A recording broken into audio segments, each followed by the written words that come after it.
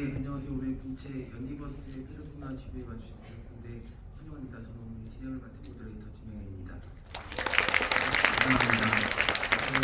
오늘 그 티켓팅이 무척 치열했다고 들었는데 성공하신 관객분들 너무 축하드리고요. 바로 오늘 주인공들을 무대로 모실 텐데요. 여러분들도 잘 알고 계시겠지만 여러분들의 뜨거운 사랑 덕에 군체가 곧 500만 관객을 돌파한다고 합니다.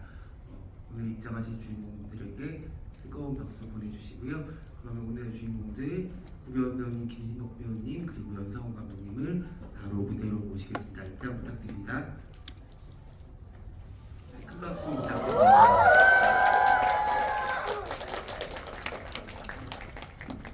네, 여러분 사진 찍을 시간 충분하니까 박수 한번 부탁드릴게요.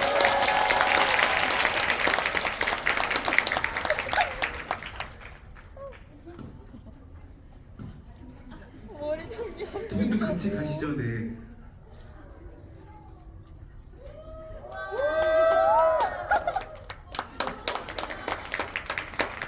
네, 저희 그럼 앉아서 같이 이야기 나누도록 하겠습니다.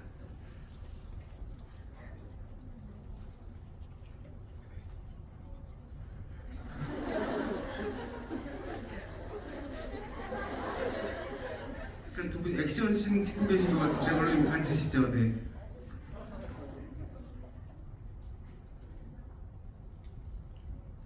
모두 참석하셨고요. 그러면은 먼저 오늘 자리해주신 관객분들한테 인사 말씀 그리고 곧 500만 돌파를 앞두고 있는 기쁨의 소감도 함께 여쭤보고 싶은데요. 연상호 감독님부터 부탁드리겠습니다. 네, 안녕하세요. 군체 연출한 연상호입니다. 반갑습니다.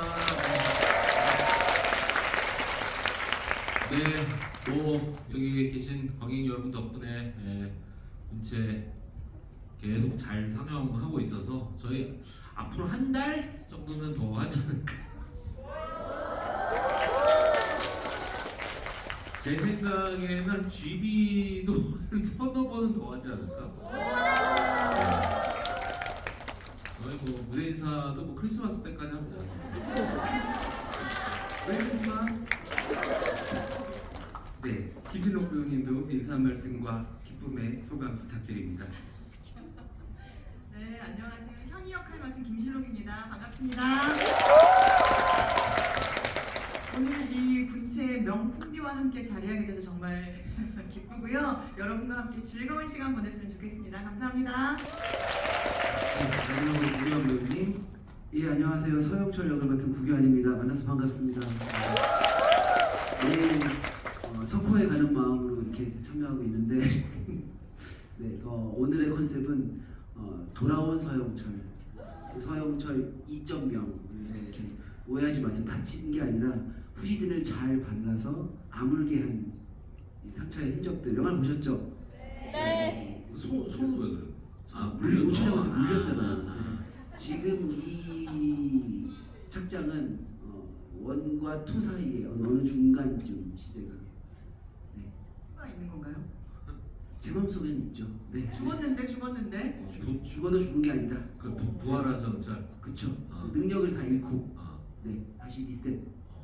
2.0이라고 그랬지. 2.0. 네. 아무튼 반갑습니다. 네. 여러분 근데 제가 지금 코미디를 하고 있는 거여서 웃어주셔도 돼요. 네, 오늘 또 구경 배우님께서 오늘의 관객분들이 위해서 저렇게 풀 착장으로 잘 해주셔서는 예쁜 모습 많이 또 담아서 여러 군데 널리 퍼뜨려 주시면 감사하겠습니다. 오늘 행사의 컨셉이 연니버스 페르소나예요. 여러분들 너무 잘 아시겠지만은 연상호 감독님 작품 속에서 두 배우님의 다양한 모습들을 함께 따라오셨을 거라고 생각이 들고 군체 이후에도 세 분의 호흡이 계속 이어질 거라는 기대감이 또 저도 관객의 한 사람으로서 드는데요. 먼저 감독님 그 두 배우님을 사랑하는 여러 가지 이유가 있겠지만은 오늘 얘기할 수 있는 이 두 배우의 가장 사랑스러운 지점 연상호란 감독에게 어떤 부분들이 있을지 먼저 사랑 고백부터 하실 수 있게 하겠습니다. 어디부터 얘기해야 될까요?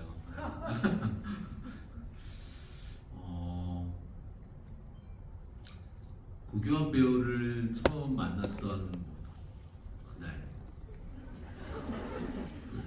제가 신록 배우님 자리 괜찮으세요? 그 얘기 끝나고 이제 김신덕 배우를 처음 만났던 그날 구교환 배우를 처음 만났던 그날은 제가 그 애니메이션을 한참 할 때였는데 그 아닌가 애니메이션 할 때가 아닌가 한 영화 아카데미 강의를 좀 나간 적이 있었어요. 제가 애니과 강의를 그때 영화과의 학생으로 있었던 분이 이옥석 감독이 이제 거기 영화 아카데미 학생 그 4학년 보경이라고 하는 작품이 이제 졸업 작품이었는데 이제 저는 이제 애니과의 선생님이었어 가지고 직접적으로 이제 만난 적 영화과 학생들을 만난 적은 없었는데 이게 영화 아카데미가 PT라고 하는 그 졸업 심사 크리틱 시간이 크리틱을 할 있었죠. 때는 이제 그 과랑 상관없이 다 들어와요. 근데 나는 그 4학년 부경이라는 작품이 굉장히 좀 좋았어요. 좋았어 가지고 좀 내가 좋은 얘기도 좀 해줬던 것 같은 기억이 있는데 그때 이제 얼마 후에 이제 구교환 배우라고 하는 이제 독립 영화의 스타 배우다 보니까 독립 영화 하는 저 아는 형들이랑 술을 먹고 있었는데 이제 구교환 배우 얘기가 나온 거예요. 얘기 나와서 한번 연락을 해보자 그 형들이. 그래서 구교환 배우랑 이옥석 감독한테 연락을 해가지고 왔어 둘이 왔는데 구교환 배우가 굉장히 나를 째려보는 거야. 나를 뭔가 이렇게 무슨 저 사람 되게 나도 이제 그런 때들이 왕왕 있단 말이에요. 독립 영화인들 중에서는 이제 상업 영화 하는 사람을 증오한다든가 이런 게 있기 때문에 그때 부산행 하고 나. 부산에 하고 나서인 거야. 그럼 이제 째려볼 수 있죠. 아니. 일제왕 때는 못 째려봤지만 부산 때 째려봤죠. 그래가지고 아닌가? 선생님 전 기억이 정확하지가 않네. 2012년 겨울이었어요. 그랬나? 2012년 겨울. 하여튼 그랬었어요. 그래가지고 저 사람이 독립 영화인으로서의 어떤 그 어떤 자긍심이 대단한 사람이구나 해가지고 반도라는 작품을 할 때 이 사람한테 이제 구교환이라는 배우한테 이제 그 서대위라고 하는 역할을 이제 줘보고 싶은데 안 할 것 같은 거예요, 이 사람이. 그 자긍심 때문에. 아니 이 사람이 이제 왠지 내가 생각하는 그 구교환 배우 이미지는 상업 영화를 영영 안 할 것 같은 이미지였어요. 지금처럼 배역 역할로 의상을 입고 가지고 지휘를 하는 사람인 줄 모르고 힘들고 사진 찍으러 갈 줄은 몰랐죠. 모르고 왠지 대본 줬다가 내가 그때 뭐 제작 발표 이럴 때도 얘기했는데 나 이런 더러운 상업 영화 안 합니다 이렇게 나올 줄 알고 굉장히 이제 두근거리는 마음으로 대본을 줬었고 의외로 굉장히 좋아하더라고요. 나중에 얘기 들어보니까 뭐 일기도 쓰고 그랬던 오늘 책 받았다. 상업 영화로부터 책을 받았다. 뭐 그랬었다고 하더라고요. 근데 그랬습니다. 그러니까 이게 저의 질문은 사랑스러운 지점이 어디냐 이런 건데 이 말씀 주신 것 중에 사랑스러운 지점은 없었던 것 같아서 한 번만 더 요청을. 네. 뭐 사랑스러운 지점이 있나? 하여튼 뭐 그랬었던 기억이 있어요. 그래가지고 칭찬을 얘기하라는 거죠. 그쵸. 감독님의 애정하는 포인트. 그래서 나는 구교환 배우를 그때 내가 기억이 정확하게 나는 게 이 구교환 배우의 어떤 독창적 연기 이거를 나는 이제 반도라는 영화에서 이제 쓰고 싶은데 내가 걱정이 됐던 게 뭐냐면은 나야 이제 구교환 배우의 연기를 이제 독립 영화나 이런 데를 통해서 많이 봤지만 다른 배우들은 처음 보는 사람일 수도 있잖아요. 약간 당황할 수가 있겠더라고. 근데 나는 그때 이제 목표가 뭐였냐면은 구교환 배우가 현장에서 이렇게 약간 자기 거를 다 펼칠 수 있게 여건을 만들어야 된다라고 해가지고 반도를 할 때 제가 원래 그 리딩이라든가 이런 거 잘 안 하거든요. 리딩을 이제 안 한단 말이에요. 안 하는데 거의 유일하게 반도에서만 리허설을 했어요. 촬영 전에 비디오 카메라 같은 걸 놓고 배우들을 다 불러다가 몇몇 씬을 정해서 거기서 연극처럼 이거 테이블 같은 거 갖다 놓고 거기서 실제 연기를 해본 거예요. 근데 그거는 이제 와서 얘기하지만은 나의 목적은 뭐였냐면은 구교환 배우랑 붙는 배우들이 있잖아요. 그 배우들한테 약간 당황하지 않게 이 사람이 이런 식의 연기를 하더라도 이제 왜냐면 현장은 이제 시간이 없고 막 그러니까 이제 뭐가 이제 그런 게 좀 잘 스텝이 안 맞으면은 이제 어려워질 수도 있단 말이에요. 그러기 때문에 이제 좀 긴장도 풀어지고 구교환 배우의 긴장뿐만 아니라 그 상대역의 긴장들을 좀 풀어주게 하기 위한 걸로 내가 지금 영화 하면서 내가 그렇게 한 적이 한 번도 없거든요. 근데 그때 그렇게 해가지고 그 비디오 카메라를 찍어서 그걸 막 편집도 하고 그랬어요. 편집해가지고 뭐 이렇게 의상 같은 것도 하나 안 갖춰지고 그냥 뭐 이게 이제 리허설 말 그대로 따로 날짜를 잡아서 리허설을 했던 거죠. 그랬었고 당연히 너무 당연하게 이제 반도에서 너무 잘해줬고 반도 개봉하고 이제 구교환이라는 배우가 이제 엄청 이제 대중들의 이제 그 뭐라고 해야 되나 주목을 눈이 떴죠. 이제 대중들이 저 사람 뭐야? 여기 계신 구교환 배우 팬들도 반도에서 보시고 팬 되신 분들 꽤 많을 걸요. 아닌가? 만약에 보기고 왔는데요, 뭐 이런 거 아니야? 그러면 너무 뒤늦게 오는 뭘까? 뭐 하여튼 그땐 그랬었다. 네.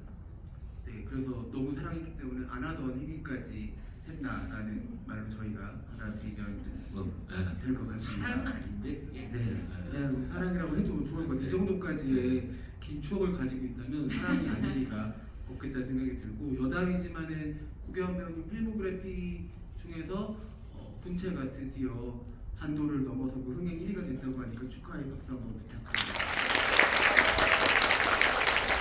구경 배우에 살짝 얹어보자면 네. 최근에 제 알고리즘에 떠가지고 반도의 서대위 부분을 좀 다시 봤어요. 근데 되게 재밌었는데 거기 어떤 얼굴에 이렇게 쓸쓸함이 있거든요. 근데 그게 그 역할 연기를 하는 쓸쓸함일 수도 있지만 사실은 이렇게 독립 영화를 계속 하던 배우가 상업 영화에 이렇게 딱 갔을 때 그러니까 내 경험을 비춰보자면 내 얼굴을 아는 사람이 아무도 없겠지. 그래서 여기서 내가 누구예요라고 하는 정체성 없이 정말 그 인물로만 살아야 되는 좀 외로움이 좀 있었던 것 같아요. 저 같은 경우에는. 그리고 그 쓸쓸함이 그 고독함이 좀 힘을 주기도 하고 그래서 서대위에서 보는 그 구교환 배우의 얼굴은 그 전에 뭐 맥이나 뭐 꿈의 제인이나 이런 데서 봤던 얼굴과는 되게 다른 고독함이 서린 얼굴인데 그게 그 서대위라는 인물하고 되게 잘 맞아 들어갔다. 그리고 군체에서는 제가 군체 기술 시사를 보고 그러니까 개봉하기 전에 교환 배우한테 따로 문자를 했어요. 그때 아직 뭐 교환아 이렇게 부르기도 전인데 그 컷마다 너무 무슨 마블 만화처럼 쨍한 표현력 같은 것들이 이 컷에서 감독님이나 이 서사가 뭘 원하는지를 너무나 잘 아는 배우의 자신감 같은 것이 제 눈에 보이는데 그게 또 인물하고 너무 맞는 거예요. 이게 나는 이 장면 혹은 이 순간을 이렇게 할 거야라는 그 서영철의 똘끼 아니면 서영철의 자신감, 뭐 서영철도 물론 고독이 있겠지만 어쨌든 이 배우의 그 시기와 맞아 들어가는 이런 인물들이 되게 재밌다. 그리고 어쩔 수 없이 배우의 얼굴이 인물의 얼굴 뒤에 이렇게 도사리고 있구나. 이 시절에 이 사람의 얼굴이 이런가? 뭐 이런 되게 여러 가지 생각을 했어요. 최근에 그 서대위 얼굴 보면서. 나도 좀 말을 얹어볼까 싶네요. 말 얹으세요? 아니 그 얼마 전에 최규석 작가랑 그 이제 최규석 작가 군체를 이제 같이 쓰다 보니까 이제 시사회 끝나고 최규석 작가랑 둘이 좀 이제 얘기 나누는 시간이 있었는데 최규석 작가 야 구교환 배우 연기 진짜 잘하더라 그런 얘기를 하더라고요. 근데 이게 최규석 작가가 평하는 구교환 배우는 뭐 몇 가지 얘기했는데 연기의 패러다임을 바꾼 것 같다. 이게 예를 들면은 가끔씩 그럴 때가 있단 말이에요. 연기의 패러다임을 바뀌는 순간이 있었어요. 옛날에 송강호 선배 처음 나왔을 때 이거 패러다임 바뀌었다 이런 느낌이 들었단 말이에요. 근데 상당히 그게 오랫동안 유지가 됐다라고 한다면 구교환이라는 배우가 나오고 연기의 패러다임이 한 번 더 바뀌었다 이런 생각이 들고 그리고 교환 배우는 예를 들면 운다 그 우는 게 울 때 진짜로 울어. 보면 얼굴 표정이 이 사람이 무슨 사연이 있는지는 감독도 모르고 관객도 모르고 아무도 모르는데 엄청 진짜로 울어요. 진짜 그런 게 있어. 가끔씩 뭐 그런 감정 표현할 때 막 진짜로 뭐 다른 영화에서도 그런 걸 잘하더라고 보니까. 그러니까 이게 뭔가를 할 때 진짜로 막 진짜같이 하는 게 있어요 어느 순간에. 그래서 예를 들면은 길 가다가 어떤 사람이 막 너무 울고 있는 거 보면은 그 사람 사연이 뭔지 모르지만은 너무 우는 게 서러우니까 그냥 같이 슬플 때가 있잖아요. 약간 교환이 연기가 좀 그런 면이 있어요. 이제 우리 웃지 교환 배우님 않고. 네, 목소리도 좀 들어보면 좋을 것 같은데 교환 배우님께 이 실록 배우님과 또 여성원 배우와의 작업에 대해서 좀 들어보면 좋을 것 같거든요. 네, 다 해주신 얘기 너무 감사하고 다 사실이고, 네, 사실입니다. 네, 그리고 저는 농담이고 너무 감사하죠. 근데 일단 이제 신동 선배를 항상 이제 스크린이나 이제 브라운관이라고 해도 될까요? 네, 아무튼 스크린과 브라운관에서 LED에서 스크린과 LED에서 이렇게 뵈면서 저분의 연기는 저 기술력과 저 진심은 무엇인가 항상 궁금했는데 이번에 처음으로 함께 우리가 연기를 했잖아요. 근데 또 많이 못 붙어서 굉장히 섭섭하고 아쉬웠는데 딱 한 장면에서 모든 사실을 대차게 깨달았어요. 제가 그러니까 그 현이가 이제 감염이 된 상태로 등장하고 되게 하루 한 해 차였었단 말이에요. 근데 그때 그 움직임 그래서 물어봤어요. 저 움직임을 선배님 그 감염자의 움직임을 어떻게 준비하셨냐? 혹시 안무가 있는 거 아니냐? 근데 그날 저랑 약간 저 되게 축음인데 그날의 어떤 컨디션과 어떤 지형 지물 그리고 그 움직임을 만들었다는 거 되게 놀랐고 그리고 내가 딱 느꼈던 게 저는 첫 번째 관객이고 제 눈 속에 프레임도 있잖아요. 와 이거 풀샷이 와이드한 풀샷이 있어야 되는데 거의 아이맥스 카메라 정도의 서편제급의 그 풀샷이 이 인물을 왜냐면 그것을 다 버티는 그 힘이 있었거든요. 근데 이거 내가 되게 와이드한 풀샷을 보고 싶다라는 마음이 들었어요. 왜냐면 제가 본 게 있거든요. 근데 그런 순간들이 있어요. 상대 배우 연기를 보면서 이거 내가 나만이 벌고 있는 것들이 있어요. 어쩔 수 없이 이제 카메라는 모든 것들을 담기 어려우니까. 네. 그래서 그래서 끝나고 나서도 감독님한테 가서 막 장난 아니라고 지금 저거 농담처럼 한 달 전부터 계속 이것만 준비하셨나 보다 막 이렇게 농담처럼도 얘기했는데 그래서 항상 지금 사실 궁금해요. 사실 제가 제일 그리고 알고 싶지도 않아요. 이 기술을 내가 너무 좋아하는 거는 그 만드는 과정을 알고 싶지 않아요. 네, 저는 계속 관객으로만 남고 싶고 감상하고 싶을 뿐이지 이 과정들을 알게 되면은 그냥 저한테 계속 판타지처럼 남았으면 좋겠어요. 네, 지금도 저한테 약간 판타지 캐릭터예요. 배우로서. 그날도 너무 웃긴 게 이제 이런 시간이 굉장히 없고 마지막 순간에 막 빨리 되게 찍어야 되는 씬인데 중요한 씬이잖아요. 그래서 이제 집중해서 찍고 있는데 교환 씨가 그때 나랑 거의 1대1로 이렇게 씬 안에서 만날 수 있는 씬이었고 그러니까 기환 씨도 긴장하고 이러면 말을 더 많이 하거든요. 지금 보셨죠? 그래서 그때 일어나가지고 와 선배님 지금 이거 막 봐야 되는데 와이드에서 방금 한 말을 굉장히 빨리 속사포로 굉장히 여러 가지 버전으로 계속 찬사를 보내줬어요. 그래서 집중해서 연기해야 되는데 또 이 리액션을 또 너무 안 해주기도 뭐하고 그래서 정말요? 하고 또 이제 하려고 선배님 막 이래가지고 그 정도로 흥분을 한 거예요. 되게 흥분했어. 나만 봤거든. 나는 봤거든. 이렇게 누워가지고. 와, 맞아 누워서 내가 봤어. 내가 봤어 이거. 그랬어. 좋은 걸 보면 미쳐버려요. 네. 아니, 의외로 여기 뭐 연니버스에 페르소나 이렇게 돼 있는데 이 연니버스 유닛이 다르거든. 그래서 의외로 두 분이 같은 작품에도 만난 적이 없어요. 신현빈 윤이신가요? 아니 그렇지도 않아요. 저는 페르소나가 아니라 사실 잘 들여다보면 이 필모를 연상하면 패고 싶나예요 사실. 네, 아무튼 네. 아니 그러니까 나는 둘이 처음 영화 찍은지도 이제 알았어. 처음 알았고 씬도 거의 안 붙어서 우리는 연기를 나눠본 적은 없어요. 이제 관찰만. 네. 그래서 잔뜩 기대를 했고 역시 내가 예상한 그대로의 어떤 두 분이 저랑 네 작품씩 했거든요. 유교한 배우가 4개 했고 김신욱 배우가 4개 했죠. 전 2개로 써주세요 감독님. 왜? 지옥하고 분실. 그다음에 방법은 작가로. 아니 그렇게 작가 교환이도 작가 괴이가 그렇구나. 작가라서 그러니까 작가 거로 작가인 것까지 합치면 4개씩을 했는데 둘이 만난 게 이번이 처음이라는 게 좀 그렇네요. 그 구경 배우님 그럼 연상호 감독님과의 이번 작업에 대한 이야기도 좀 들어보고 싶은데요. 워낙 익숙한 부분도 있었겠지만 군체를 통해서 새롭게 느낀 지점들이 교환 배우님한테 있었을 것 같거든요. 어떤 부분이었을까요? 새롭게 느꼈던 거는 영화 작업이야. 우리가 감독님도 그렇고 신옥 선배도 그렇고 저도 그렇고 뭐 연상 감독님 현장이 아니더라도 언제나 최선을 다하기 때문에 그건 당연한 거고 새로움은 어느 현장이든 다 느끼는 거고 감독님과의 관계에서 느끼는 것은 조금 더 친구가 되어가고 있구나라는 마음들이요. 그건 그냥 이렇게 말로 설명은 안 되는데 조금 더 그냥 예전에 감독님이랑 둘이 같이 있으면 그 침묵이 불편했거든요. 근데 요즘에는 굉장히 우리가 많이 떠들 때도 있지만 두 사람이 조용히 가만히 있을 때도 있어요. 예를 들어서 같이 어디 차를 타고 이동하는 때는 그래도 같이 침묵이 있어도 그 상황이 그냥 편하더라고요. 이동 시간이면 지금 점점 친구가 되어가고 있다라는 생각을 했습니다. 네.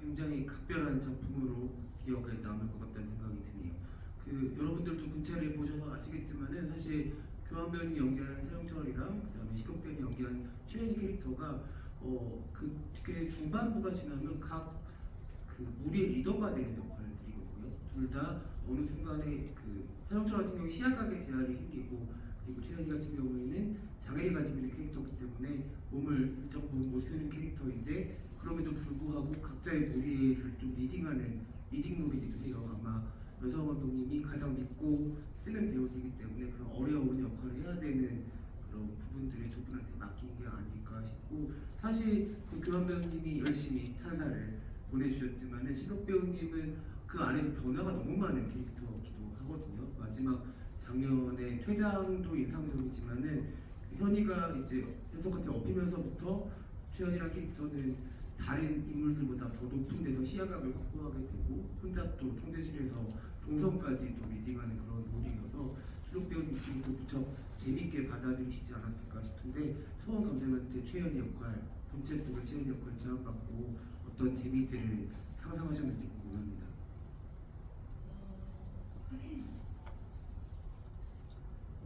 저한테 그냥 가장 중요한 씬은 통제실에서 현석과 헤어지는 씬이라는 게 확실했던 것 같아요. 이 씬을 굉장히 잘 해내야 한다.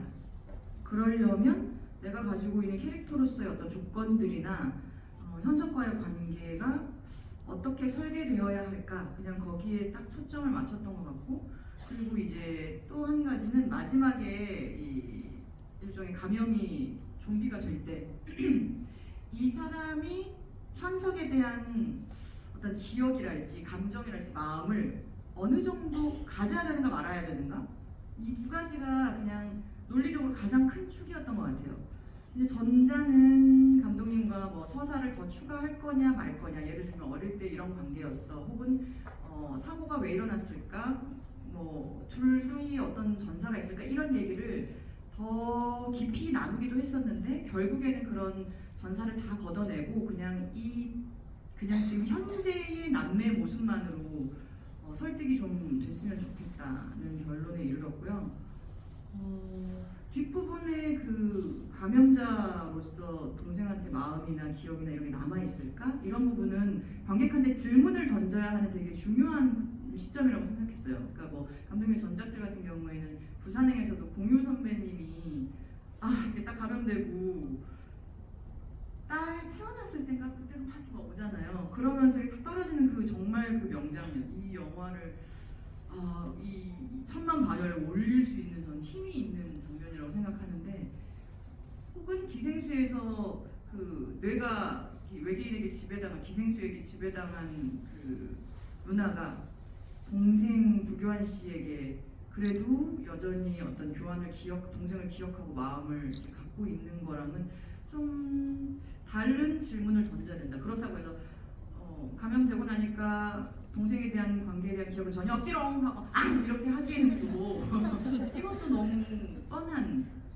오히려 교조적인 어떤 선택인 것 같아서 그걸 되게 모호하면서도 좀 그냥 감상적이지 않게 처리하는 방식을 좀 고민했던 것 같아요. 제가 연기적으로 집중했던 건 그 두 포인트였고 일단 오픈하면서 힘들었지만 재밌었어요. 언제 또 누구 등에 이렇게 엎혀가지고 걷는 건 다 그 사람이 하고 제가 원래 동선으로 장면을 많이 설계하고 좀 움직임으로 많이 설계하는 사람인데 왜냐면 막 표정이나 뭐 어떤 감정이나 이런 건 저한테 좀 어려운 부분인 것 같아요. 어렵다는 건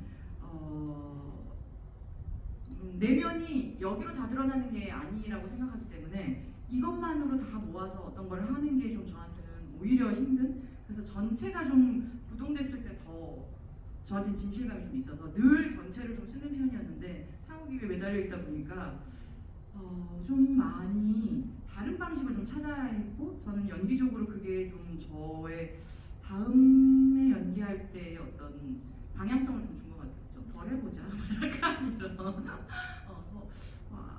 덜하고도 갈 수 있는 곳으로 가보자. 그 아까 그 좀비 됐을 때 이제 연기에 대해서 한 말씀 드리자면은 제가 옛날에 부산행 할 때 이런 일이 있었습니다. 그 부산행 할 때 예수영 선생님이 좀비가 되거든요. 좀비가 되는데 나는 사실은 이제 좀비가 되면 좀비가 된 거야 그냥. 그 좀비물의 매력이라고 하는 거는 그 아예 다른 존재가 되는 거니까 거기에서 슬픔이 배가 되는 거잖아요. 근데 이제 막 이제 정신없이 이제 영화를 찍다 보니까 이제 예수 선생님이 좀비 될 차례까지 왔는데 예수 선생님이랑 얘기를 한 번도 못 한 거야 그 좀비 연기 얘기를. 근데 나는 그냥 당연히 감독으로서 예수 선생님이 이제 좀비 돼가지고 그 박명수 선배랑 이제 유리창을 두고 이제 하잖아요. 그러면은 당연히 그냥 예수 선생님 좀비 됐으니까 유리창에서 막 이렇게 해야 되는 게 맞다고 생각을 하고 있었던 거야.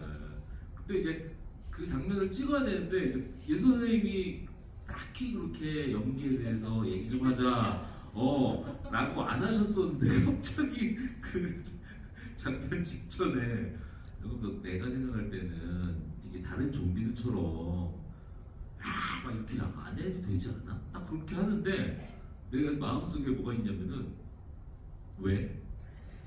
좀비가 되는데 다 똑같이 좀비가 되는 거지. 갑자기 예수 선생님이 또 이거 안 하시려고 이것도 막 그런 거야. 근데 내가 이제 아니 선배님 그냥 좀비 다 이렇게 하셔야죠. 이 말을 못 하겠는 거예요 예수 선생님한테. 그래서 그래요? 그러면 선배님 그냥 하고 싶은 대로 해보실래요? 내가 그랬거든. 그랬더니 예수 선생님이 이제 약간 감정을 넣으신 거야 이게. 그래서 그 부산에 저기 보면은 되게 미묘해요. 이게 그 박명신 선배 그러니까 그 임길이라고 하는 인물의 기억이 있다고 얘기하기도 그러고 그냥 어떻게 보면은 노인이니까 좀비 내에서도 약간 이렇게 힘이 없는 것처럼 칵 하고 그러니까 그거 박명신 선배랑 그거를 주고받기가 너무 좋은 거예요. 그래서 내가 이게 내가 얘기 안 하긴 잘했다는 생각을 했어. 왜냐면은 내가 선배님 이렇게 하셔야죠. 제가 보여드릴게요. 그랬으면은 그거를 못 봤을 거 아니에요. 그걸 볼 기회가 없었을 거 아니야. 근데 이제 가끔씩 저는 이제 영화를 이제 여러 편을 찍다 보니까 내가 느낀 게 뭐냐면은 배우분들이 물어볼 때가 있었고 되게 민감한 걸 물어볼 때가 있어. 내가 그래서 옛날에는 그게 나를 시험하는 줄 알았어. 저 감독 새끼 저거 대가리에 뭐 든 게 있나 없냐 그거 보려고 시험하는 줄 알았는데 내가 해보니까 다 뭐냐면은 자기가 뭐 하고 싶은 게 있을 때도 물어보더라고. 그래서 이제 대부분 그때도 우리 뭐 그 좀비 막 기억이 있는 거냐 없는 거냐 막 얘기하는데 그냥 뭐 알아서 해주세요 내가 한 거야 그냥 그때도 이제 뭐 하고 싶은 게 있으시겠지라고 생각했지. 감독님 말씀 듣다 보니까 사실 좀비 연기라는 게 진짜 좀비한테 배울 수 있는 게 아니라 배우들한테 좀비라는 캐릭터가 있을 때 각자 생각하는 지점들이 거기 안무가 우리 전용 안무가가 있는데 그 좀비 감별사예요. 감별사라서 맨날 싸워 좀비 이렇게 하는데 저렇게 좀비 감별사가 한 명 있습니다.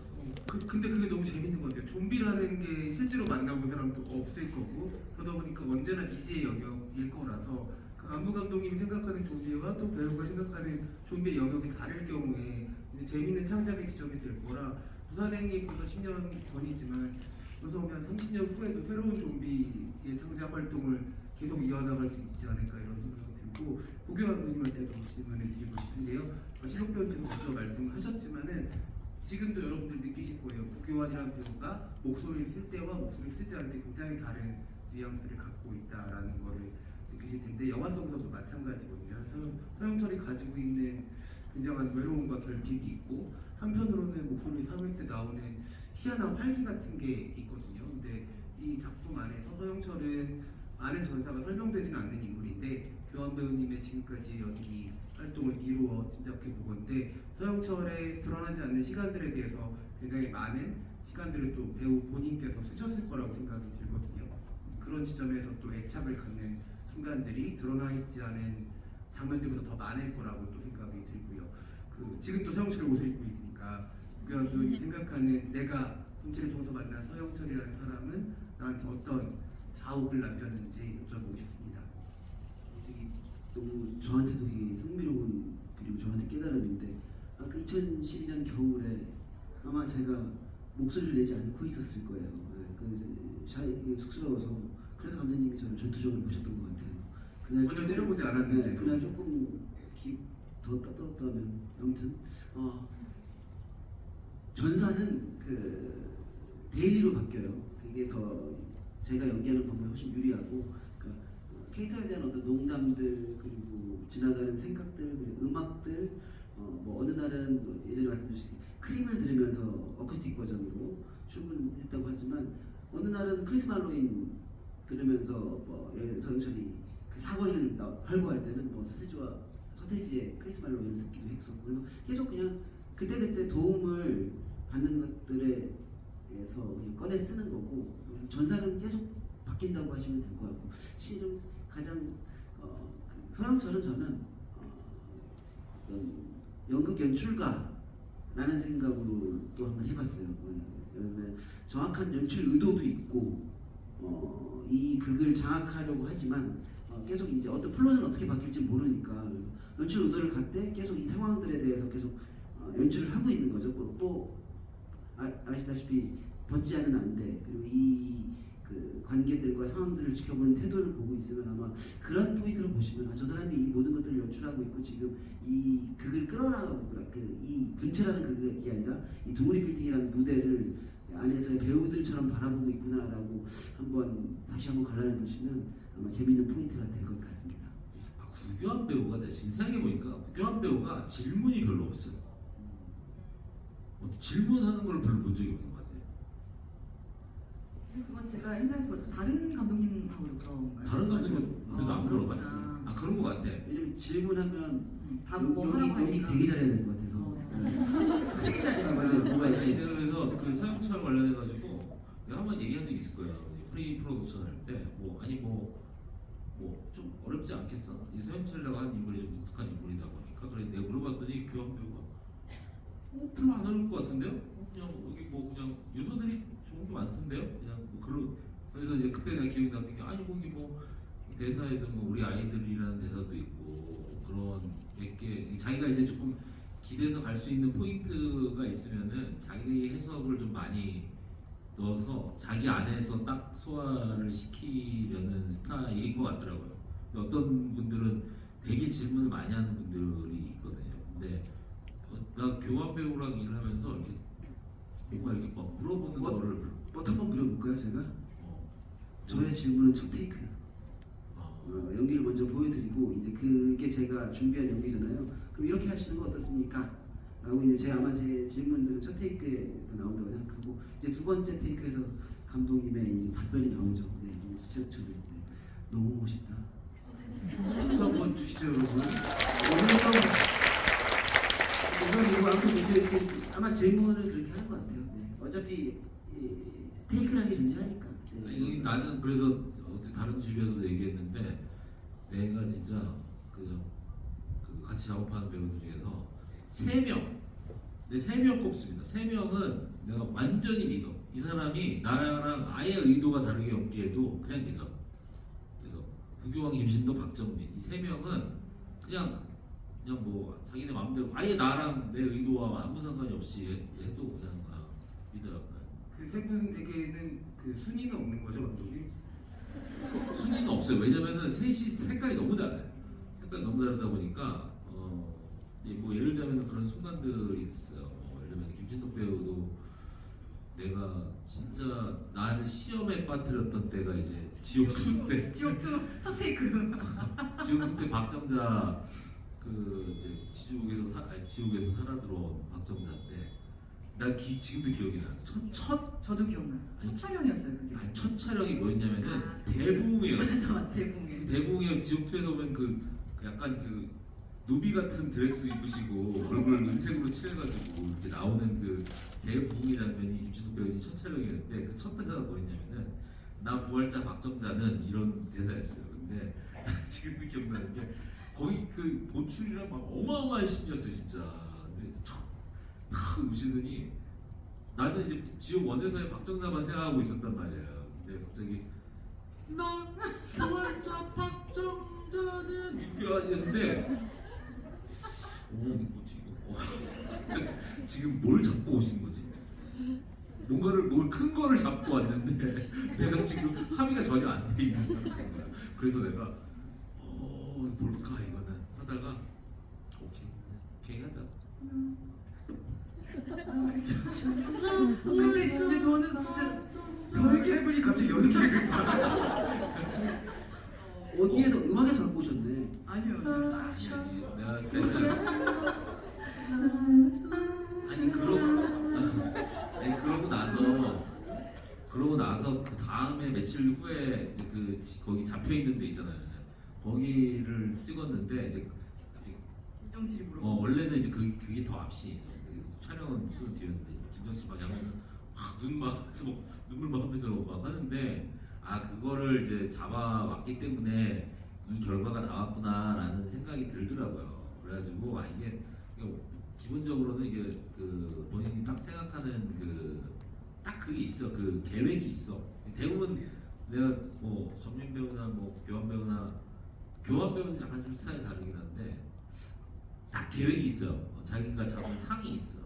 그렇기 때문에 사실은 자꾸 거기서 감독이 껴들어봐야 그 계획만 자꾸 흐트러뜨려.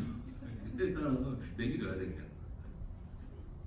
그 감독이라는 존재가 그래서 존재하는 것 같아요. 우리가 그렇게 해서 또 언제든지 그렇게 하지 마세요 하면 또 안 할 자신과 용기도 있기 때문에 그래서 저는 그때로 기억납니다. 연상 감독님과의 작업에서 이 루틴이 좀 어느 정도 형성된 것 같은데 서대휘라는 캐릭터가 원래 반도 제가 처음으로 상업 영화 그리고 말씀하신 것처럼 고독과 절반의 고독과 절반의 신남과 함께 존재했던 상황이었거든요. 아마 그래서 더 에너지는 있는데 고독은 아니고 사실 긴장? 근데 원래 아무튼 서대휘라는 캐릭터가 굉장히 뭐랄까 폭력까지는 아니더라도 강력한 카리스마를 가지고 있는 텍스트가 있었어요. 근데 그렇게는 제가 작동할 수 없을 것 같더라고요. 제 연기력으로는. 그래서 이제 감독님한테 질문을 드렸다는 게 그게 그날 첫 회차죠. 근데 감독님이 거기에 대해서 계속 밀어주셨어요. 네, 그 캐릭터가 그렇게 작동될 수 있도록 예를 들어서 연설씬 같은 경우는 사실 나는 631 무대 선생이다 하면서 이렇게 막 반말 탁탁탁탁 하면서 아주 압도적으로 하는데 그걸 제가 존댓말로 이제 안녕하세요 여러분 잘 지내셨어요 이렇게 하는 게 그게 만약에 감독님이 그걸 품어주시고 그거에 대해서 계속 디벨롭을 시켜주는 감독이라는 존재가 있기 때문에 저희는 그냥 제가 자주 하는 말인데 그냥 싸면 돼요. 네. 싸면 알아서 감독님이 잘 이렇게 만들어주세요. 근데 진짜 이 배우를 믿어요. 저도 감독님이 저를 믿어주셔서 이런 관계 중에 또 어떤 경우에는 서로 너무 믿다 보니까 뭐가 있겠지 하면서 서로 이렇게 돼가지고 이게 잘 안 나오는 경우도 있는 것 같아요. 근데 감독님은 보시고 아니면 또 지옥 원이 저는 이제 떠오르는데 지옥 원에 애들 은율이랑 하율이 비행기 타고 보내고 공항 밖에서 저는 이렇게 차 앞에서 기다리고 있어요. 그러면 이제 김현주 선배님이 애들 태우고 나와야 돼. 나 언제 나오나 이렇게 기다리고 있다가 나오면은 애들 잘 갔다 그러면 이제 뭐 이렇게 하는 장면이 있는데 거기서 제가 굉장히 크게 제가 이제 설계가로 이 작품 중에 이 사람이 이렇게 소리내서 울거나 할 수 있는 유일한 장면이다라고 생각을 해서 뭐 이렇게 소리를 내고 탁 오히려 또 감독님이 딱 오시더니 아 이제까지 김슐록 배우님하고 이 모든 장면이 의견이 같았는데 여기는 조금 저는 생각이 달라요. 이러시더니 이렇게 그냥 뭐 요 정도로 이렇게 좀 체념하듯 하면 어떨까요? 저한테 이렇게 제안을 하셨거든요. 근데 그게 정말 중요한 순간이었던 것 같아요. 내가 거기서 으앙 한 순간 이제 뒤는 안 봐도 그때가 저한테 너무 크고 좋은 디렉션이었고 그리고 좋은 장면이 나왔다고 생각하고 그래서 저는 감독님 현장 뭐가 좋냐고 물어보면 뭐 재미도 재미고 뭐 이렇게 평등하고 친구 같고 다 좋지만 할 바가 정확하다는 이야기를 늘 하는데요. 그게 무엇이 그 순간의 키인지를 본인이 쓰고 이걸 또 그림으로도 그려보시는 분이기 때문에 아는 것 같은데 정말 놓치지 말아야 될 코어를 알고 계셔서 어떤 방식으로 변주를 해도 뭐 내가 믿는 배우니까 어떻게 하겠지라고 지켜보시다가 그 코어가 딱 빗나가는 순간에 또 귀신같이 근데 이렇게 딱 잡아주시는 게 있거든요. 그래서 저한테는 너무 근데 그 코어가 흔들리시는 분들은 이제 그걸 서로 잡느라고 좀 힘든데 아주 좋은 것 같아요. 제가 그 최근에 깨닫고 있는 건데, 이 연출자로서의 여유와 어떤 이런 그 내비게이션 역할을 어떻게 잘하실까? 근데 최근에 이제 답이 나오고 있어요. 본인 자체가 좋은 배우이기도 하더라고요. 그러면 제 믿고 있는 배우가 4명이라는 건가요? 보니까 그렇죠. 예를 들자면 우리가 함께 이제 그 전회차 집을 때 제가 감독님께 같은 연구원 동기처럼 선배처럼 그 연구원 그 가운을 입자라고 하는데 감독님은 똑같아요. 그러니까 우리랑 방식이 똑같아요. 그걸 연구원으로 안 받아들이고 이발사로 이렇게 바로 꺾어버리시더라고요. 근데 그것도 길이 되잖아요. 결국에는 우리의 목적은 뭡니까? 연출들을 관객들에게 즐거움을 드리자. 근데 그런 방식으로 또 직업을 바꾸시면서 또 즐거움을 드리더라고요. 그래서 약간 다 같은 맞아요. 결의 사람들끼리 만나서 작업을 하고 있구나 라는 생각을 했어요. 같은 결. 저는 그래서 심지어 진심입니다. 감독님을 캐스팅을 할 생각이에요. 네, 한번 몇 번을 제안했는데 주인공 아니면 안 하실 것 같아서. 근데 원래 이런 얘기를 교환배우 하면 관객분들이 함성이나 박수를 쳐야 되는데 네. 갑자기 친구분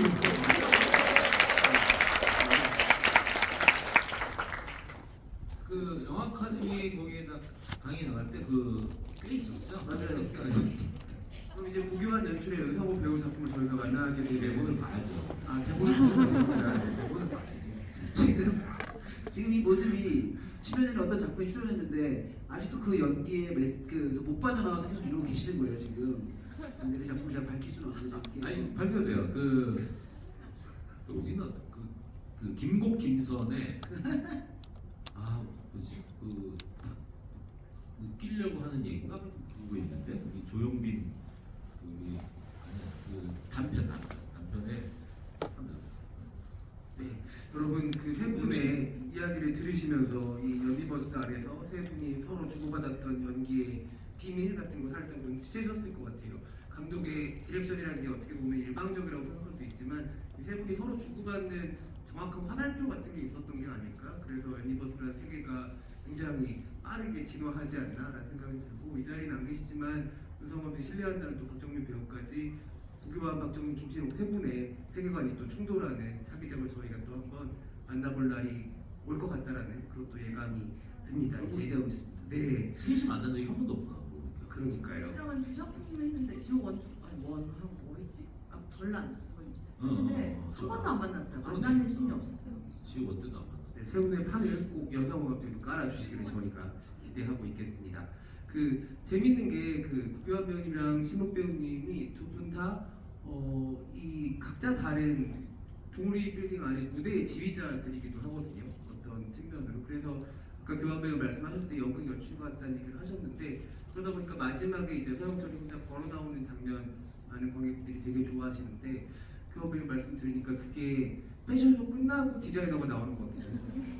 그런 느낌이 들 정도로 지휘자라는 표현이 너무 잘 어울리는 표현이 아니었을까 싶고 그런 책임지는 사람들의 고독 같은 것도 이 안에 묻어있다라는 생각도 드는 것 같아요. 이제 관객분들의 질문도 받아보려고 하는데요. 더 많은 분들한테 기회를 드리고자 질문 한 가지씩만 해주시면 너무 감사하겠습니다. 이쪽이 제일 먼저 손 들어주셨는데요. 헤드폰 계신 분. 네. 먼저 우선 질문 뽑아주셔서 너무 감사합니다. 설명을 너무 잘 어울리십니다. 그리고 저 질문은 그 영상 감독님께 질문이 있는데요. 그 군체의 초반을 보면은 그 권세정이 그 경찰한테 그 서영철 3층에서 봤다라는 얘기를 하잖아요. 그러면은 그 처음 만났었던 때가 그 우철이 들어가는 장면을 강철이 들어가는 장면을 살짝 이렇게 쫓아가는 장면만 슬쩍 봤을 뿐인데 그거를 권세정이 보고 쟤 서영철이구나 바로 알잖아요. 그러면은 그 둘이 그 전에 예전 GV에서 말씀하셨다시피 중학생 서영철이랑 성인 권세정이 만난 적이 있을 거다라는 그런 설정을 넣어다 빼셨다고 하셨잖아요. 그런 것처럼 혹시 둘이 동종업계라 가지고서는 한번 만난 적이 있는 건지 아니면은 어떤 연유로 권세정이 서영철을 보자마자 쟤 서영철이네 하고서는 바로 알아볼 수 있었던 포인트가 어떤 설정이 있는지 그게 조금 궁금합니다. 뭐 다른 설정이 있진 않았어요. 다른 설정이 있진 않고 그 서영철이 어쨌든 이 정도의 그 어쨌든 체이스 바이어라고 하는 데에서 연구원으로 일을 저 정도로 했을 거면은 사실은 유명한 사람이죠. 사실은 유명한 사람이 아까도 뭐 뉴스에서 나올 정도로 뭐 어린 나이에 뭐 이렇게 뭐 논문이 실릴 정도면은 사실은 일반인들은 모르더라도 사실은 동종 업계 사람이면은 당연히 알만한 사람일 거고 권세정 같은 경우는 더더군다나 더 알겠죠. 자기 예전에 그 교수님 아들인데 저렇게 지금 되게 유명한 회사에 취업해서 하고 있구나라고 하는 거를 권세정이 잘 알 거라고 생각을 했고 근데 그건 사실은 뭐 공설이도 마찬가지였어요. 공설이도 사실은 이제 강호철 그 좀비 강호철 고추설 강호철 대표예요. 이렇게 얘기를 하고 이게 어쨌든 같은 동종 업계에 있는 사람이다 보니까 뭐 특히 서영철 같은 사람은 사실은 이제 유명한 사람이겠죠. 저는 사실은 특허가 꽤나 많을 것 같거든요. 뭐 예를 들면 그 체이스 바이오 일하면서 뭐 기여한 것들이 상당했을 테니까 뭐 사실은 거기서 체이스 바이오에서 나온 여러 가지의 바이오 제품들에 대한 권리나 이런 것도 꽤 많이 가지고 있을 거라고 생각을 했어요. 네, 질문 답변 감사드리고요. 이쪽에 손 들어주신 분, 그 뭐지 아이패드 드신 분한테 한번 들어보겠습니다. 네. 그리고 저희 질문해주신 분한테는 군체 스틸북 선물로 드리고 있다고 합니다. 네. 일단 같은 균을 공부하고 있는 생명과학 대학원생으로서 정말 문제 재밌게 봤고 많은 생각을 할 수 있는 영화였습니다. 제가 궁금한 거는 서영철이 마지막에 죽을 때 자기 꽤 넘어가서 몸에 불이 붙고 불에 타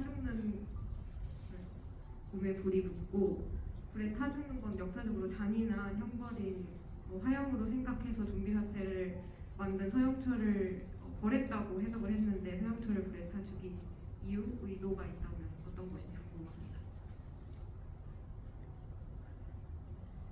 태워 죽이는 의도.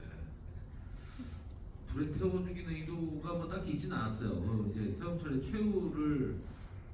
최후에 관한 그 의견들이 꽤 많이 있었는데, 뭐 그 마지막 액션씬 같은 경우는 되게 여러 번 이제 프리프로스 단계에서 이제 수정이 됐었고, 차에 치여 죽는 버전도 있었고, 뭐 차에 압사해서 죽는 버전도 있었고, 뭐 되게 여러 버전이 있었어요. 버전이 있다가 어쨌든 그 벤트밀이라고 하는 설정이 들어오면서 그것이 초기화되고 어떻게 보면은 서영철이 이제 그 좀비들을 이렇게 되게 조종을 하다가 이제 오히려 이제 그 자기의 욕심 같은 것 때문에 초기화되고 그들의 아주 다시 원시적인 특성 때문에 죽는 그런 시퀀스를 만들려고 하다 보니까 뭐 거기 이제 그런 씬들이 좀 나왔던 것 같고 개인적으로는 뭐 그런 게 좀 마음에 들었어요. 그 불 탈 때 서영철이 이제 불에 타가지고 막 이제 휘적거릴 때 그 주변 좀비들의 그 같이 휘적거리는 그런 모습이 이미지가 되게 좋았어가지고 그랬던 것 같습니다. 한 가지 내가 또 요즘에 그 이 후속 그 소설이 나와요. 소설이 곧 나오거든요. 건데 내가 책 얼마 전에 시안을 받았는데 이제 거기 이제 사파들이 이게 막 들어가 있는 책인데 사파가 진짜 실사 영화 한 장면처럼 돼 있더라고. 그것도 이제 굉장히 볼만합니다. 거기 서영철 나올까 안 나올까요? 네. 아니 그 이미 지금 나왔다고 하네요. 내용은 다 지금 내용 다 나와서 곧 출간이 되니까 확인해 보십시오. 네, 또 다른 관객분도 이쪽 두 손을 번쩍 드신 분한테 한번 들어보겠습니다. 저 네 번째 오는데 겨우 이제 질문 기회 받은 거거든요. 제가 궁금한 거는 감독님께 질문 드릴게요. 그 서영철이 좀비한테 디렉션을 할 수 있는 범위가 어디까지인지, 좀비가 학습해서 기억하는 행위 범주 내에서 영철이가 지시할 수 있는 건지, 아니면 영철이가 할 줄 아는 행위는 좀비에게 뭐든 시킬 수 있는지, 그 특공대 좀비들 총 쏘고 운전하는 거 보면서 궁금했거든요. 뭐 이게 말 그대로 조정을 한다는 건데 이제 저희도 이제 그런 그 범위에 대해서 생각을 좀 해봤어요. 그러니까 쉽게 얘기해서 근데 이제 되게 그 조정을 시킬 수 있다라고 하는 거는 사실은 그러니까 어떻게 생각했냐면은 인간의 몸에 그러니까 이제 중추신경계라고 하는 게 있죠. 우리가 흔히 얘기하는 반사신경이라든가 아니면 걸을 때 뭐 자연스럽게 이제 균형을 잡는 그 신경 같은 것들 있잖아요. 그것도 뇌의 역할인데 사실은 이제 완전히 이게 뇌가 이제 싹 없어지고 뭔가 그 명령을 받는다면은 사실은 이 뇌는 걸음마부터 사실 시작을 해야 되는 건데 얘네들이 이제 집단으로 어떤 기본적인 것들은 이제 공유가 된다고 생각을 하거든요.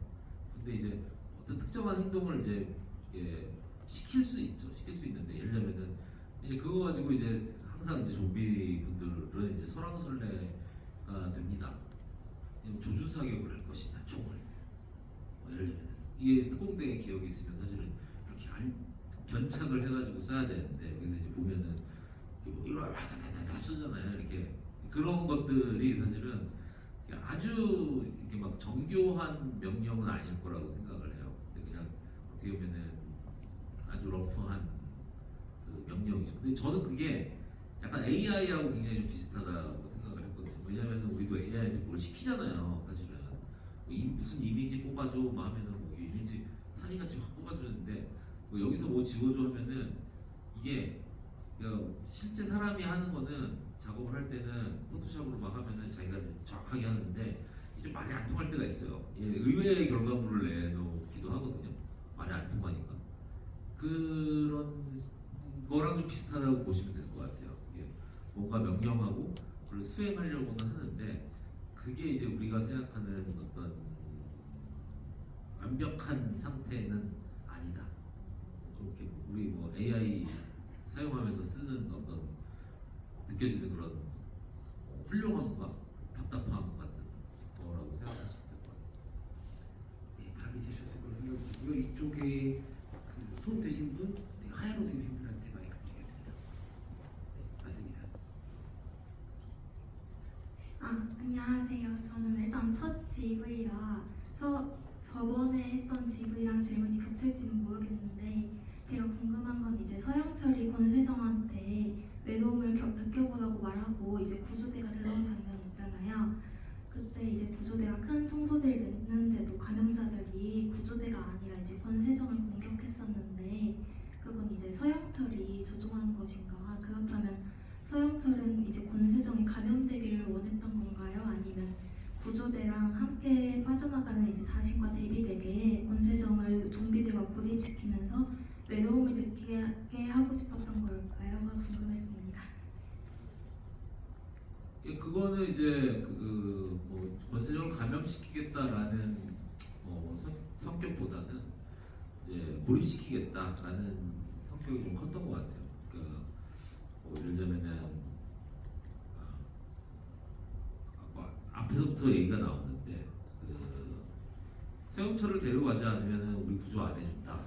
뭐 그런 얘기도 처음에 나오고 그러니까 얘들이 이제 그렇게 길을 쓰고 이제 서영철을 데리고 나가려고 하는 거잖아요. 이제 얘기가 거의 그건 이제 일종의 서영철이 파는 함정인 것 같아요. 서영철이 처음에 나는 백신이다라고 얘기한 것도 어떻게 보면은 이 조직이라고 하는 게 이 여러 가지의 가능성을 배제하고 그래도 이제 백신 하나를 그래도 확보하려고 하는 이 정부의 어떤 야만적인 어떤 모습 같은 거를 설정을 해놓은 거라고 생각하고 뭐 중간중간에 이제 그런 대사들이 나오고 일진소녀랑 아직도 모르겠어 저 사람 안 하면 구조대 안 하고 이런 대사도 하고 그러는데 어쨌든 군인들 입장에서는 사실은 서영철을 확보하는 게 목적이고 저기 이제 저기 다른 사람은 이제 좀비들한테 공격을 당하고 있으니 거기다가 사실은 구하려고 좀비들이 이쪽으로는 안 오는 상태니까 괜히 총을 쐈다가 좀비가 얘네들한테 다시 오면은 오히려 이제 백신 확보라고 하는 첫 번째 목표가 위험해지는 상황. 사실은 여기서 보면은 여기서 이제 행동하는 뭐 경찰이라든가 뒤에 구조대 하는 애들 대부분 다 합리성으로 움직이거든. 합리적인 판단을 하려고 하는 거죠. 그리고 그 합리성이라고 하는 거의 근간에는 대의라고 하는 게 있는 거죠. 이게 뭐냐면은 전체를 위한 건 무엇인가?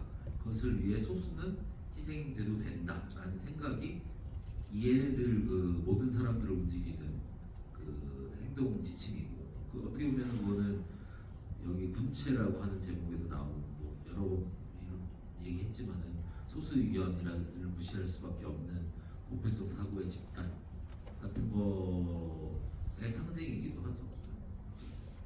네, 답변이 되셨을 거라고 생각이 듭니다. 저희가 즐겁게 세 분의 이야기를 듣다 보니까 벌써 1시간이 훌쩍 지나버렸습니다. 아까 감독님께서 앞으로 몇 번에 더 관객과의 대화 행사를 예정하고 있다고 하니까는 그때 또 참여하실 수 있다면 너무 좋을 것 같고요. 저도 군체를 2번 봤는데 처음 봤을 때는 너무 그 속도감에 그냥 끌려 들어가서 좀 내릴 수 없는 승차감의 기분으로 봤는데 두 번째 보니까 감독님이 왜 그 빌딩을 공간을 설정하셨는지 너무 재밌게 볼 수 있는 순간들이 많았고 특히 연기에 흠뻑 빠져서 봤던 첫 경험과 함께 두 번째는 정말 공들인 미술 같은 부분들이 잘 들어오더라고요. 예차 관람하신 분들 많을 텐데 이 영화가 가지고 있는 다양한 재미와 매력들 그리고 남긴 많은 질문들을 여름 내내 천천히 곱씹으면서 즐겨주시면 좋을 것 같고요. 마지막으로 오늘 그 연니버스의 페르소나에 대해서 세 분의 솔직한 의견들을 재미있는 대화들을 들려주신 세 분의 끝인사를 소개드리면서 오늘 자리를 마무리하도록 하겠습니다. 조성원님부터 인사 마지막 인사 부탁드릴까요? 제 생각에는 지금 GB가 2번에서 3번이 더 있을 것 같은데 굉장히 제 생각에는 그 질문 관객과의 대화로만 돼 있는 GB도 한번 해볼까라는 생각이 들어요. 왜냐면 항상 안타까운 게 손드시는 분들이 너무 많은데 우리가 그거를 다 얘기를 못하는 게 항상 좀 아쉽기도 하고 우리가 내 생각에 한 3번 정도 더 하지 않을까. GB만. 질문과 대답을 오자 토크처럼 하면 한 400명 소화하실 수 있을 것 같아요. 그러니까 이게 내가 봤을 때는 제가 또 인터뷰를 하다 보면은 조금 이제 질문이 어떤 조금 비슷할 때가 많아요.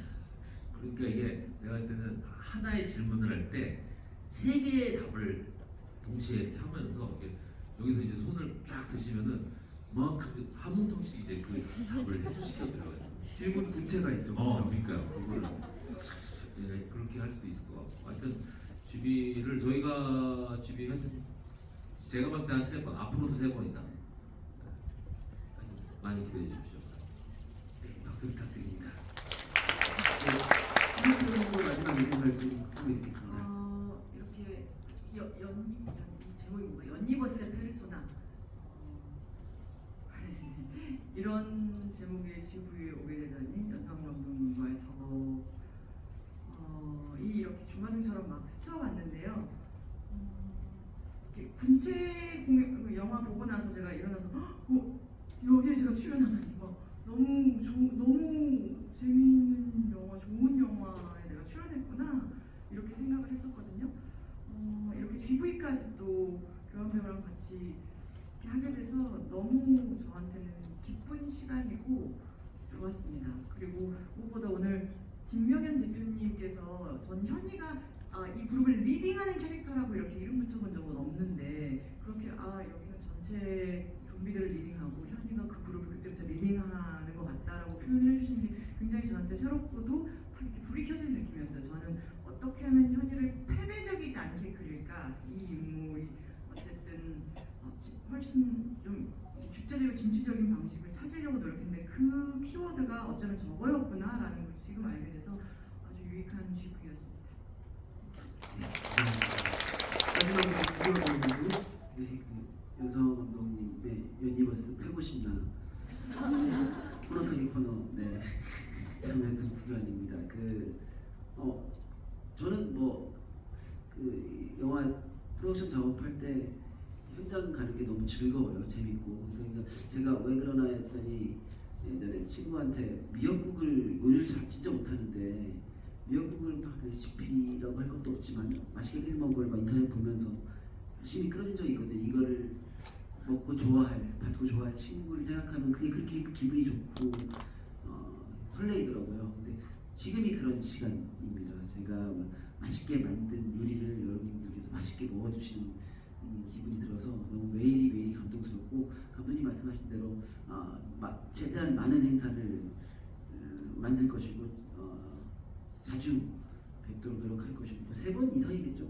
그래서 내년에 어디 또 1주년 기념 상영이 있을 수도 있고 후속작이 스피노프 이런 게 안 나올 이라 확신은 없잖아요. 네, 그래서 자주 뵙으면 좋겠습니다. 오늘 너무 영광이었고, 그리고 신록 선배와 함께 이렇게 자리하는 것도 너무 한번 꼭 해보고 싶었는데 너무 감사합니다. 영광이었습니다. 그리고 진명현 대표님, 제 첫 영화 찍었을 때부터 20년도 지난 일일까요? 아무튼 그때부터 계속 연을 함께 만났었고, 계속 이렇게 저희 다정한 코멘트와 진심 어린 어떤 감상을 주셨는데 역시 항상 감사하게 생각합니다. 진명현 대표님한테도 박수 한번 조심히 들어가시고 여러분 끝나고 맛있는 거 먹을 거거든요. 여러분도 맛있는 거 드세요. 네, 좋은 하루 되십시오. 네. 감사합니다. 이 시간까지 함께해 주신 관객분들 너무 감사드리고요. 제가 곧 500만 관객을 돌파하고 말씀처럼 이 팀이 이렇게 계속되는 활력으로 다른 질주를 할 테니까는 여러분들도 기쁨을 함께 누리는 관객들 되시기를 바라겠습니다. 고맙습니다.